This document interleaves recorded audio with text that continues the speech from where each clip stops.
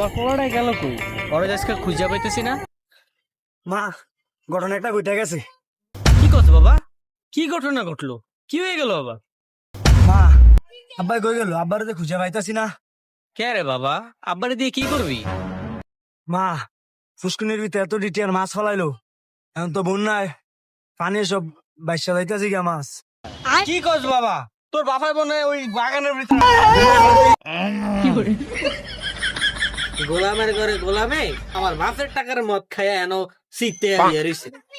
আরে ওই গোলামের ঘরে গোলাম উঠ, কুকুরের মাছ সব গিয়া যাইতেছে গিয়া উঠ। আমার জাউরা হোলাড়াই কই? আরে গোলামের ফুতে গেছে, ফোয়ারে আগেই ফাড়াই দিছে, ওইকে গেছে মাছ উদ্ধার করতো। তুই ওঠ, তুই আয়।